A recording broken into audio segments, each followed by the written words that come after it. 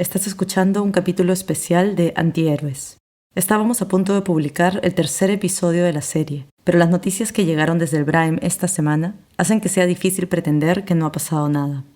Creamos Antihéroes justamente para escuchar al Brahim y hablar sobre el Valle y la política antidrogas del Perú más allá del discurso oficial, que es lo opuesto a lo que está pasando hoy.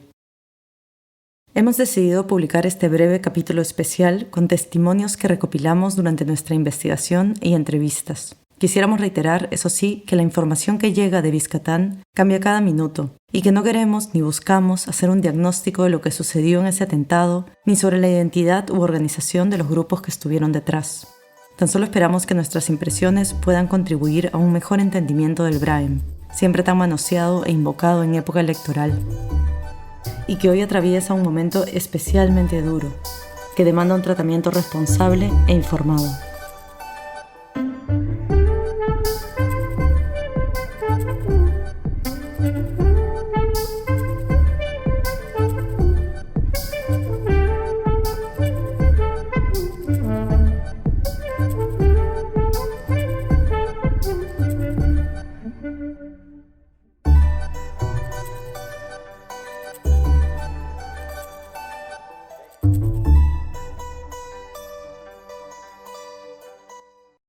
La noticia es, a grandes rasgos, ya conocida, aunque también esté llena de dudas y cabos sueltos, muchos de los cuales probablemente permanezcan así durante todavía algún tiempo, si no quizás para siempre.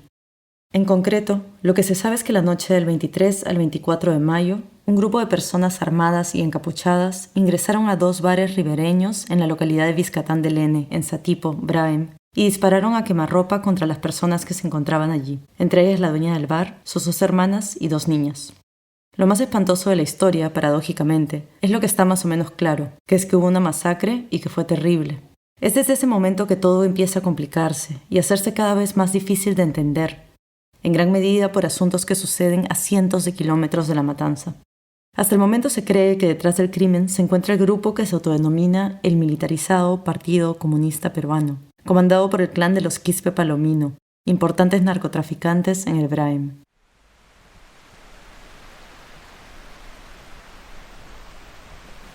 Incluso antes de este atentado, Vizcatán era conocido como una zona particularmente volátil y violenta del Brahim. Un mochilero, que es como se conoce a quienes ejercen uno de los trabajos más peligrosos de la cadena de narcotráfico, atravesar los Andes a pie con mochilas cargadas de cocaína, nos dijo sobre esa parte del valle que... Bueno, en la zona más arriesgada para adentro, y esta parte por Vizcatán, por esa zona, cuando cargábamos, mochilero, yo soy mochilero, y esa parte más peligrosa, porque hay más policías ahí, más preparados están ahí, más arriesgados, ¿no? Es decir, que el riesgo para él no eran los grupos armados de los Quispe Palomino que operan en Vizcatán, sino que el control que los Quispe Palomino tienen sobre esa zona incrementa la presencia policial y militar, haciendo más riesgoso su trabajo. Su relación con los remanentes terroristas que operan en Vizcatán es entonces más bien una de colaboración, pues son parte finalmente del mismo negocio. El trato con Sendero. Claro. ¿Cómo funciona eso? Pues ellos nos apoyan en el sentido de la policía, ¿no? Ellos saben más que nada dónde, o sea, su territorio tiene esa selva que pasan ahí, de ellos sus territorios son. Y en ese sentido nos apoya, cualquier cosa va, a nosotros nos apoyan, ¿no? Cualquier enfrentamiento ellos vienen y nos apoyan y nosotros le damos su parte. Así funciona. Entonces ellos terminan siendo tipo guardianes de la ruta. Claro, algo guardianes son, y también tienen su recompensa también. Así ellos viven. ¿Y has hablado con ellos? ¿Los has visto? Sí, lo vi, pero nunca tuve para charlar con ellos. Sí lo vi, son chibolos, ¿no? Algunos niños así no son, que tienen buen armamento, ¿no? Buenos armamentos.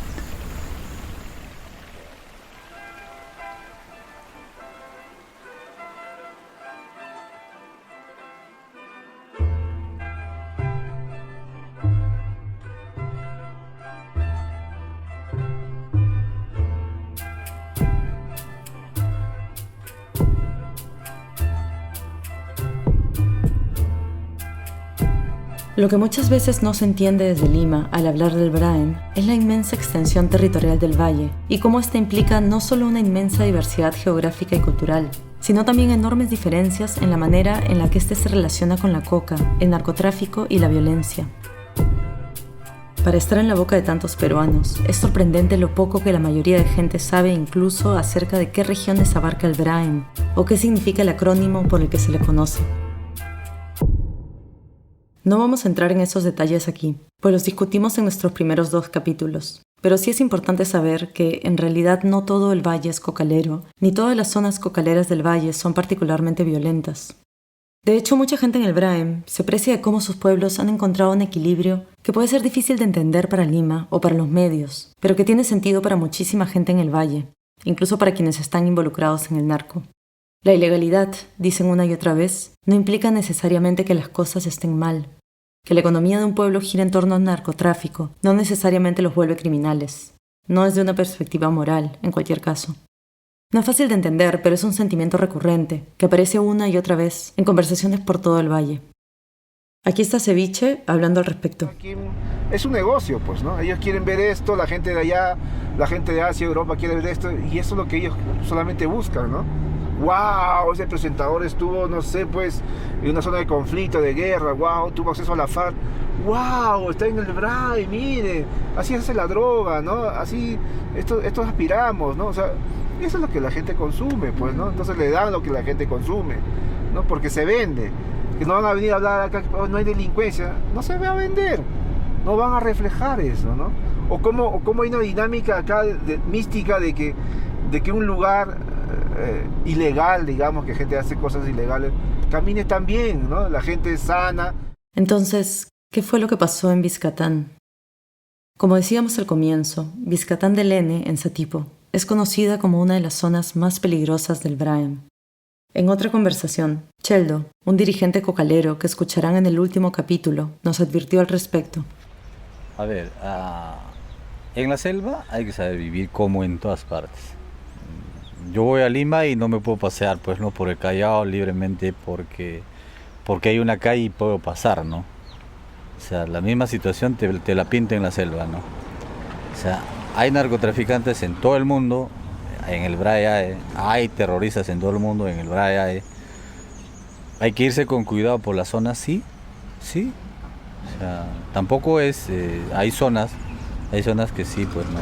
O sea, entrar a Biscatán, entrar a una parte de Canaire, sí, pues, ¿no? O sea, hay que tener mucho cuidado, ¿no? Porque la gente, ¿qué pasa? Todos son conocidos, allá no entran ni los que venden las chucherías, no entran. ¿Por qué? Porque empiezan a cuidarse entre sí, pues. El distrito de Satipo, donde se encuentra Biscatán, es la zona del Braem que maneja el clan de los Quispe Palomino, probablemente el más violento y consolidado del valle, y protagonista de la mayoría de enfrentamientos armados que han existido con la policía y militares en la zona. Hijos de Sendero Luminoso y formados en sus filas, son quizá lo más parecido que existe en Perú a un cártel como los que esperamos ver si nos hemos entrenado en las series de Netflix. Según fuentes oficiales e investigaciones periodísticas, los Quispe Palomino controlan la zona por donde pasa el 30% de la producción de cocaína del Braem, el mayor enclave cocalero de un país que a su vez es el segundo exportador de cocaína del mundo. Aunque estén escindidos y peleados con Sendero Luminoso, y de hecho se denominen a sí mismos como el militarizado Partido Comunista Peruano, sí se trata de un grupo que nació en Sendero y que por lo tanto comparte muchas de sus estrategias. Aún así, lo cierto es que está bastante documentado que hubo una ruptura entre los Quispe Palomino y el líder histórico de Sendero Luminoso, Abimael Guzmán. El consenso en el Braem suele ser que hoy en día los Quispe Palomino existen por y para el negocio del narcotráfico, más que con el objetivo de avanzar fines ideológicos. Aquí está Alex Chirre, a quien escucharon en el primer capítulo. Los Quispe Palomino ya se han vaciado de un contenido social de su propuesta. Son una firma del narcotráfico con pretexto político, que es diferente. Son una firma. Por cierto, no es un punto de vista marginal o a contracorriente, sino uno que comparte el coordinador de las Fiscalías de Crimen Organizado, el fiscal Jorge Chávez Cotrina. Los quispe palomino fueron mutuando, igual que el virus, ¿no? de terroristas en época de Ismael, de Artemio, a luego ser narcoterroristas, es decir, cobrar cupo a los narcotraficantes, para ahora ser simple y llanamente narcotraficantes. Es decir, los quispe palominos ya no son terroristas, no son narcoterroristas, son narcotraficantes. Es decir, que una parte importante del Estado peruano, así como la DEA, ven a los quispe palomino principalmente como una operación de narcotráfico, una que pone en práctica acciones hostiles contra la policía y militares, que asesina y amenaza por ajustes de cuentas, y con un afán de manejo y expansión territorial que se expresa con violencia. Ahora bien, es importante notar que a pesar de que no sabemos ni siquiera con certeza quién estuvo detrás del atentado y si fue finalmente el clan de los quispe palomino, al día siguiente de la matanza, tan solo unas pocas horas después de que el alcalde de Vizcatán fuese informado de lo que había ocurrido y antes de que la Policía Nacional y el Ministerio Público, únicos responsables de las investigaciones, llegasen siquiera a la escena, el Comando Conjunto de las Fuerzas Armadas publicó un informe responsabilizando a, cito, la organización terrorista Sendero Luminoso, dirigida por el delincuente terrorista Víctor Quispe Palomino. La discusión sobre si la rama de los quispe palomino debiera o no ser llamada senderista podría parecer una meramente semántica, pero no lo es si pensamos en la larga y dura historia entre el Braem y Sendero Luminoso.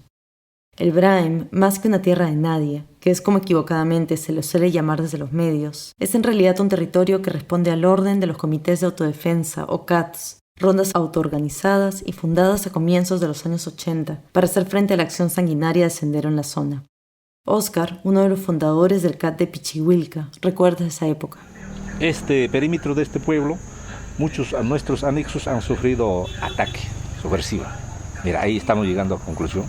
Sendero aparece como salvador de los campesinos, de los pobres, pero a los años que avanzan, a poblaciones enteras asesinaban. No solo sería bueno con bala, sino con hacha. A la vez vivos, cerraban dentro de su casa y quemaban. Eso es partido. Entonces ese dolor, esa historia que nos ha dejado nuestra gente, acá nunca nos iba a olvidar. Como se descubre en el Braem, separar el valle de Sendero Luminoso es prácticamente imposible, pero no porque Sendero viva en sus tierras, sino porque fue allí donde se peleó una guerra sangrienta, sin apoyo del Estado, con lanzas, huaracas y hondas. Por eso le duele al Braem cuando se refieren a sus ciudadanos como terroristas, y específicamente como senderistas. Esto es la cuna de pacificación, esto es el epicentro de rebelión contra el terrorismo. Acá formalizaron, como estaban paseando, fracasaron en Ochoraja, fracasaron en Chongue, acá nosotros nos hemos decidido una rebelión al carta cabal contra el terrorismo, hasta el momento. Pero además, no podemos negar que la apurada invocación a Sendero Luminoso sucede en un contexto de... Profesor Castillo, le he dicho a él y a sus acompañantes claramente lo siguiente, que para mí, ellos siguen representando a Sendero Luminoso.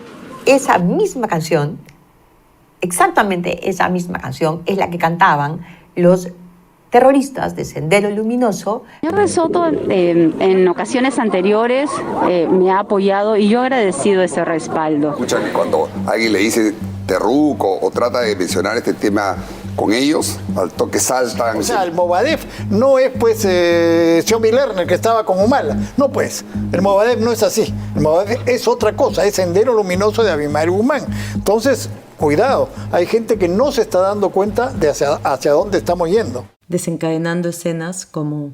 Muchísimas respuestas que tiene que dar también el señor Pedro Castillo, porque claramente este es un grupo que si bien no lo menciona, ¿no es cierto?, está obviamente yendo en contra. Es decir, nada de esto sucede en un vacío. Pero además no es la primera vez que el Comando Conjunto emite pronunciamientos de los que se podría deducir un interés político y una actitud casi de campaña. Por ejemplo, resulta extraño que el 30 de marzo de este año, poco antes de la primera vuelta, el mismo Comando Conjunto de las Fuerzas Armadas publicase un documento anunciando el fallecimiento de Jorge Quispe Palomino, camarada de Raúl, en el distrito de Canaire, a pesar de que su muerte había sucedido en realidad el 27 de enero. El anuncio se dio además tan solo unos días después de que páginas anónimas en redes sociales comenzaran a criticar a Verónica Mendoza, candidata de Juntos por el Perú, por su propuesta de iniciar la progresiva desmilitarización del Braim, acusándola además de simpatizante de Sendero Luminoso. La respuesta a las preguntas sobre cuándo se enteraron realmente de la muerte de Quispe Palomino y cuánto tardaron en anunciarla a la ciudadanía no son respondidas en el comunicado, ni parecen haber sido preguntadas por ningún periodista con el acceso necesario para hacerlo. Quedan demasiadas preguntas abiertas. ¿Por qué actúa el Comando Conjunto de las Fuerzas Armadas como si estuviera en campaña? ¿Por qué políticos del fujimorismo como Fernando Rospigliosi tuvieron acceso a imágenes de la matanza incluso antes de que llegase el juez de paz o la policía? ¿Por qué se publicó en Twitter un panfleto aparentemente distinto al que se encontró en los bares? ¿Por qué los medios continúan afirmando que fue un atentado senderista, a pesar de que el militarizado Partido Comunista Peruano, el ala de los Quispe Palomino, reniega de Sendero Luminoso y se encuentra en oposición con los remanentes de este desde hace años? ¿Por qué se siguen confundiendo intencionalmente categorías, formas de organización, prioridades y estrategias que son necesarias de entender y de aclarar si lo que realmente se quiere en el Braim es buscar justicia para las víctimas y si realmente se quiere un día a día para el Valle que no implique la militarización perpetua de un territorio donde vive casi 500.000 de personas?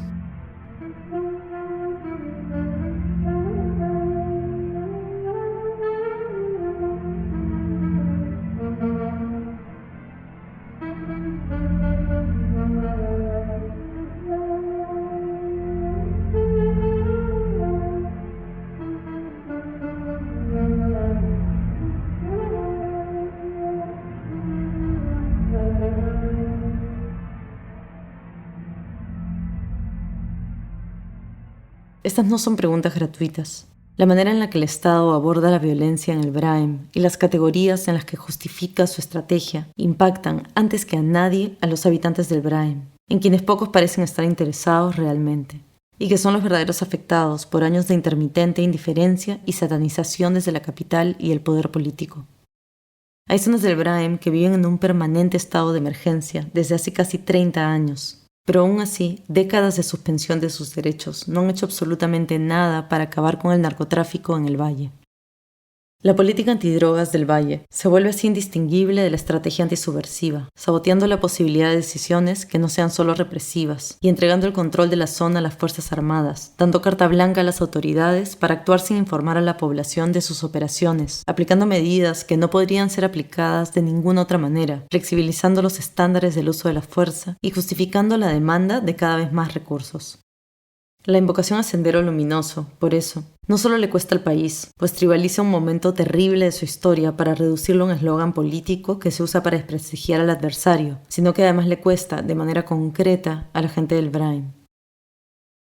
Una y otra vez, lo que la gente en el Braim nos dijo es que más allá de los fantasmas que atormentan a la capital, lo que realmente les afecta es la estigmatización y el sentimiento de deshumanización que promueve el uso político del Valle, el prolongado estado de emergencia, y la manera en que quienes desde Lima pontifican como expertos sobre qué hacer con esa supuesta tierra de nadie.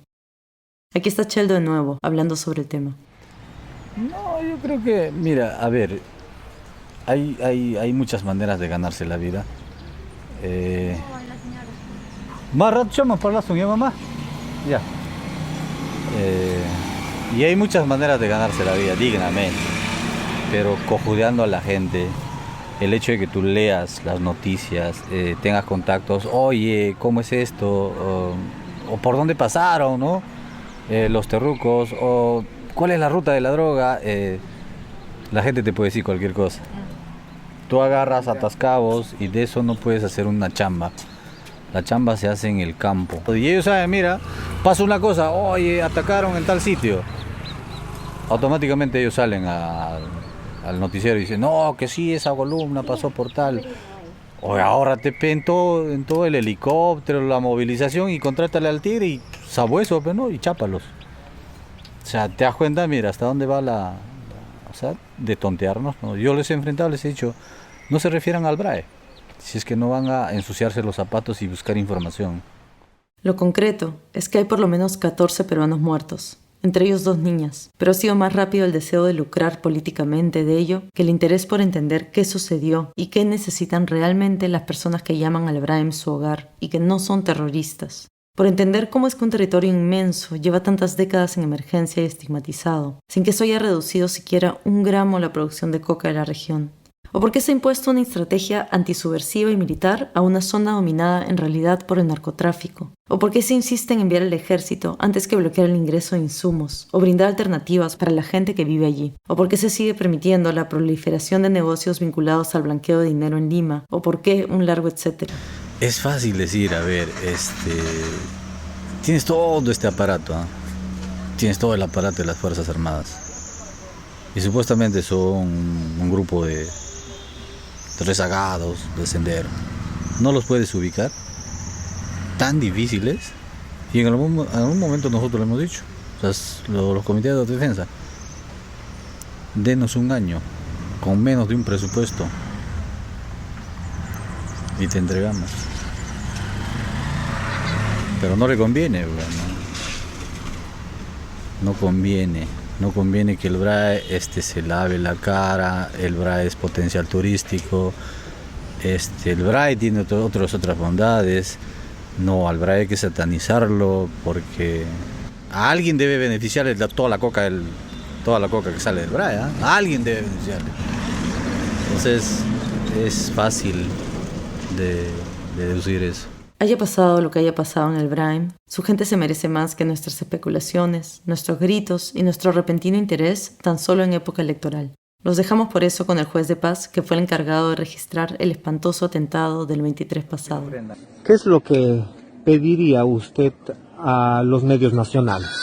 Bueno, a los medios nacionales necesito que se rectifiquen, que me llamen personalmente o que vengan como usted, una persona, a verificar el encito para que digan de que ha sido una incursión a alguna cosa. Que no nos metan a un juego de que a nosotros, que nos están metiendo pues prácticamente ya en una controversia. No hay filmado.